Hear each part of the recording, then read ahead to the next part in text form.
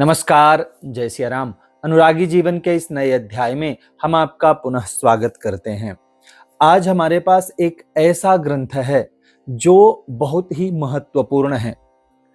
कोई यह नहीं कह सकता है इस ग्रंथ के विषय में कि मैं विष्णु का उपासक हूं, इसलिए मुझे यह ग्रंथ नहीं चाहिए, क्योंकि इसमें भगवान विष्णु से संबंधित कोई बात नहीं बताई गई। कोई यह भी नहीं कह सकता कि मैं शिव का उपासक हूं, मैं शक्ति का उपासक हूं, अथवा मैं गणपति का उपासक हूं।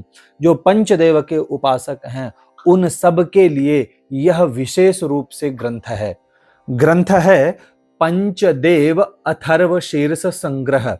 इसमें 5 देवताओं का अथर्व शीर्ष बताया गया है। तो आइए देखते हैं कि इस ग्रंथ में क्या क्या दिया गया है, क्या इसका मूल्य है और किसको किसको यह ग्रंथ लेना चाहिए।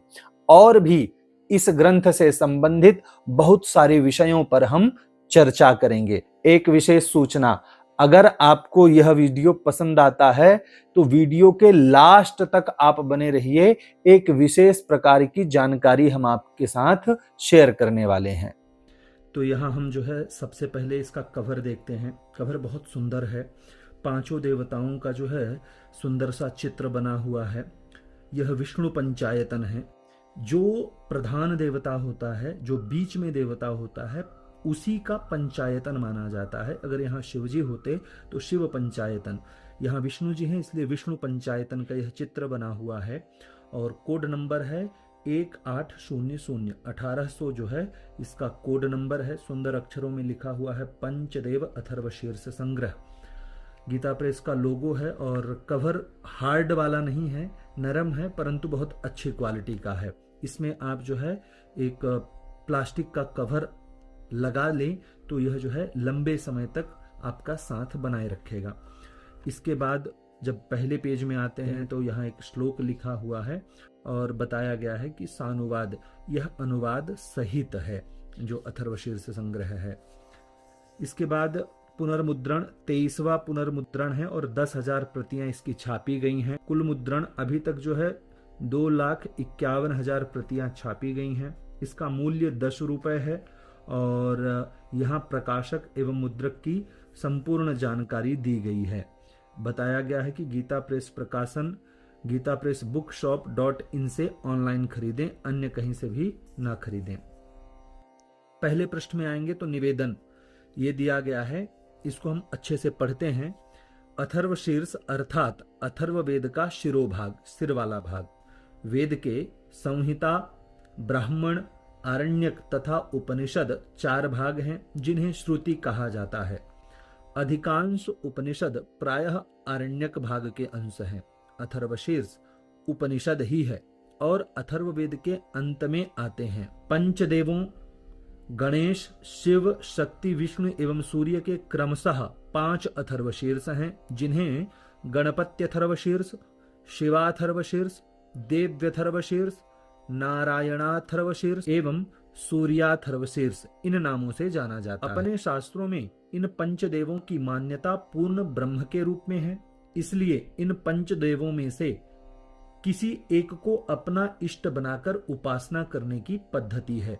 गणपति के उपासक गणपत्य, शिव के उपासक शैव, शक्ति के उपासक शाक्त, विष्णु के उपासक वैष्णव तथा सूर्य के उपासक सौर कहे जाते हैं। उपासक अपने इष्ट देव की सर्वोत्कृष्टता का गूढ़ रहस्य अथर्वशीर्ष के माध्यम से जानकर उनकी कृपा का भाजन बन जाता है। प्रत्येक अथर्वशीर्ष में अपने देव को सर्वोत्कृष्ट, सर्वनियंता और परब्रह्म बताया गया है। इससे कुछ पाठक प्रथम दृष्टया भ्रमित भी हो सकते हैं, परंतु यह गूढ़ बात है। वस्तुतः परब्रह्म परमेश्वर ही पंचदेवों के रूपों में व्यक्त है तथा संपूर्ण चराचर में भी वे ही व्याप्त हैं। श्वेताश्वेतरोपनिषद में आया है कि एको देवः सर्वभूतेषु गूढ़ः। साधक अपनी अपनी प्रकृति और रुचि के अनुसार ही इन पंचदेवों में से किसी एक देव को अपना इष्ट मानकर उनकी आराधना करके अधिक सहजता से भगवत प्राप्ति कर पाता है। उसके लिए वही स्वरूप सर्वश्रेष्ठ है। इसमें अन्य के हीन होने की बात नहीं है। प्रत्येक अथर्वशीर्ष का पाठ करने का विलक्षण प्रभाव बताया गया है, जो सभी पापों का नाश कर पवित्र करने के साथ साथ लौकिक एवं पारलौकिक कामनाओं की सिद्धि में सहायक होता है। कर्मकांड तथा संस्कार संबंधी ग्रंथों में पांचों अथर्वशीर्षों का मूल पाठ मिलता है, परंतु पांचों अथर्वशीर्षों का सानुवाद संग्रह दृष्टिगोचर नहीं होता। कहीं भी एक ही जगह अभी तक जो है पांचों अथर्वशीर्ष नहीं लिखे गए हैं। गणपत्यथर्वशीर्ष तथा देव्यथर्वशीर्ष जो गीता प्रेस द्वारा पूर्व में प्रकाशित है, प्रायः वे ही अन्यत्र भी मिल पाते हैं, शेष नहीं मिल पाते। अतः विषय की महत्ता एवं दुर्लभता को ध्यान रखते हुए गीता प्रेस से पांचों अथर्वशीर्षों का सानुवाद प्रकाशन किया जा रहा है। इसके साथ ही परिशिष्ट भाग में पंचदेवों के वैदिक स्तवन सूक्त आदि भी सानुवाद दिए जा रहे हैं। इससे साधकों को उपासना में सुविधा हो सकेगी। आशा है कि सभी गुणग्राही पाठक इस संग्रह से लाभान्वित होंगे। कितने सुंदर शब्दों से जो है व्याख्या की गई। हम तो मोहित हो जाते हैं इनके निवेदन, पुरोवाक, प्राक्कथन, ये जो पहले लिखा जाता है इसमें जो शब्दावली होती है मन को मोह लेने वाली होती है। बहुत सुंदर विशद जो है विश्लेषण दिया गया है। अब आगे आते हैं तो देखते हैं कि यहां जो है विषयानुक्रमणिका दी गई है। पंचदेव अथर्वशीर्ष पृष्ठांक, तो यहां पांचों देवताओं के अथर्वशीर्ष दिए गए हैं। यहां पृष्ठ संख्या दी गई है। अगर मात्र अथर्वशीर्ष होता तो 41 पेज में जो है अर्थात 20 पेज में यह ग्रंथ समाप्त हो जाता, परंतु इसके बाद भी परिशिष्टि के रूप में यहां वैदिक गणपति स्तवन, रुद्र स्तवन, श्री सूक्त, पुरुष सूक्त, सूर्य सूक्त, वैदिक आरती, यह सब कुछ जो है दिया गया है। केवल मात्र अथर्वशीर्ष नहीं है, पंच देवताओं के और भी जो है स्तोत्र इसमें दिए गए हैं, वैदिक स्तोत्र। आगे बढ़ते हैं, इसके कागज की बात करते हैं तो गीता प्रेस के किसी भी ग्रंथ के कागज की अगर बात की जाए तो वह सर्वोत्तम होता है, बहुत ही सुंदर होता है। पहला तो इसमें स्वच्छता बहुत होती है, दूसरे इनके जो फॉन्ट होते हैं, जो अक्षर होते हैं बहुत ही अच्छे होते हैं। यहाँ विशेष रूप से काले रंग से जो है मोटे फॉन्ट में लिखा गया है, इससे भी मोटे फॉन्ट में यहाँ लिखा गया है, परंतु यहाँ जो है थोड़े पतले फॉन्ट में लिखा गया है, अर्थात देखने में और भी सुंदर लगता है। आगे आते हैं तो पहले प्राप्त होता है शांति पाठ। शांति पाठ में यहाँ भद्रं कर्णेभिः शृणुयाम देवा ये मंत्र दिया गया है और यहाँ स्पष्ट रूप से दिया गया है कि गणपति, शिव, देवी एवं सूर्य अथर्वशीर्ष का शांति पाठ, अर्थात जब भी इन चार देवताओं का, नारायण भगवान को छोड़ करके इन चार देवताओं का जब भी हम अथर्वशीर्ष पाठ करेंगे तो अथर्वशीर्ष के आदि में अर्थात आरंभ करने से पहले इस शांति पाठ को पढ़ना है और अथर्वशीर्ष के पूरा हो जाने पर पुनः इसी शांति पाठ का हमको पाठ करना चाहिए। नारायण अथर्वशीर्ष के लिए यहाँ अलग से पाठ दिया गया है। ओम सहना भवतु सहनौ भुनक्तु सह वीर्यं करवावहे तेजस्विनावधीतमस्तु मा विद्विषावहे। तो यह नारायण अथर्वशीर्ष का शांति पाठ है। यहाँ जो है पंचदेव अथर्वशीर्ष संग्रह लिखा हुआ है और फिर गणपति अथर्वशीर्ष। इसके विषय में बताया गया है कि अथर्वशीर्ष की परंपरा में गणपति अथर्वशीर्ष का विशेष महत्व है।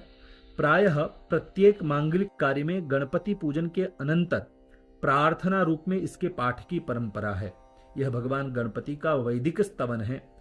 गणपति महामंत्र ओम गं गणपतये नमः एवं गणेश गायत्री मंत्र का भी इसके अंतर्गत महात्म्य सहित समावेश है। इसका पाठ करने वाला किसी भी प्रकार के विघ्न से बाधित न होता हुआ महापातकों से मुक्त हो जाता है तथा धर्म, अर्थ, काम और मोक्ष इन चारों पुरुषार्थों को प्राप्त करता है। तो इस तरह से संपूर्ण जानकारी पहले ही दे दी गई है और यहाँ इसके बाद जो है अथर्वशीर्ष दिया गया है, बढ़िया सुंदर मोटे अक्षरों में दिया गया है जिससे पढ़ने में कोई भी समस्या उत्पन्न नहीं होगी और नीचे जो है उसका अर्थ भी बताया गया है। इसी तरह से यह पूरा जो है दिया गया है गणपति अथर्वशीर्ष। इसके बाद जो है शिव अथर्वशीर्ष आता है। इसके विषय में कहा गया है कि अथर्वशीर्ष की परंपरा में शिवाथर्वशीर्ष अपेक्षाकृत सबसे बड़ा है। शिवोपासना में इसका विशिष्ट महत्व है। इसमें देवताओं द्वारा भगवान रुद्र को सर्वदेवमय जानकर उनकी स्तुति की गई है। साथ ही उनके स्वरूप की गूढ़ तात्विक व्याख्या भी की गई है। इस अथर्वशीर्ष के पाठ का अद्भुत फल बताया गया है। इसके पाठ से सभी तीर्थों में स्नान का, सभी यज्ञों के करने का, 60,000 गायत्री जप का, 1,00,000 रुद्र के जप का तथा 10,000 प्रणव जप का फल प्राप्त होता है। इतिहास और पुराणों के अध्ययन का फल भी उसे मिलता है। वह स्वयं तो सब पापों से मुक्त होता ही है, अपने पूर्व की 7 पीढ़ियों को भी तार देता है। इसके अन्य अनेक विलक्षण फल भी इसकी फलश्रुति में बताए गए हैं। तो यहाँ शिवाथर्वशीर्ष के विषय में भी जो है संक्षेप में जानकारी दी गई है। विशद जानकारी पढ़ना है तो अथर्वशीर्ष की फलश्रुति में हमें पढ़ना चाहिए। आगे शिव अथर्वशीर्ष के बाद जो है यह थोड़ा सा बड़ा है और आगे जब जाएंगे तो दिव्य अथर्वशीर्ष यहां बताया गया है। अथर्वशीर्ष की परंपरा में दिव्य अथर्वशीर्ष अत्यंत प्रसिद्ध है। इसके पाठ से देवी की शीघ्र कृपा प्राप्त होती है। इसके पाठ से 5 अथर्वशीर्षों के पाठ का फल प्राप्त होता है। यह इसकी फलश्रुति में बताया गया है। सर्व पाप नाश, महासंकट से मुक्ति, मोक्ष, वाक सिद्धि, देवता सानिध्य इत्यादि इसके फल बड़े महत्व के हैं। प्रतिमा में प्राण प्रतिष्ठा के समय इसका जप करने से देवता सानिध्य प्राप्त होता है।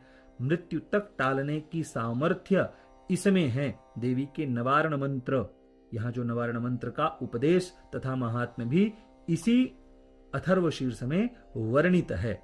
तो यहाँ सूक्ष्म जानकारी यहाँ दी गई है। आगे बढ़ेंगे तो नारायण अथर्वशीर्ष यहाँ दिया गया है और यहाँ बताया गया है कि सहनावतु यह वाला शांति पाठ आपको आरंभ करना है। इसके विषय में क्या बताया गया है कि अथर्वशीर्ष की परंपरा में नारायण अथर्वशीर्ष का वैशिष्ट्य है, क्योंकि जहाँ इसे कृष्ण यजुर्वेदी परंपरा के उपनिषदों में परिगणित किया गया है, वहीं इसमें चारों वेदों ऋक्, यजुः, साम तथा अथर्ववेद का उपदेश सार अर्थात मस्तक के रूप में वर्णित किया गया है। इसमें भगवान नारायण से सभी की उत्पत्ति तथा सभी रूपों में उन्हीं की अभिव्यक्ति बताई गई है। भगवान नारायण के अष्टाक्षर मंत्र ओम नमो नारायणाय का उपदेश भी इसी लघुकाय अथर्वशीर्ष में बताया गया है। इस अथर्वशीर्ष का पाठ करने से चारों वेदों के पाठ का फल प्राप्त होता है। इसके पाठ करने से मनुष्य सभी पापों से मुक्त हो जाता है। यह इसकी फलश्रुति में बताया गया है। तो यहाँ नारायण अथर्वशीर्ष बताया गया। उसके बाद सूर्य अथर्वशीर्ष।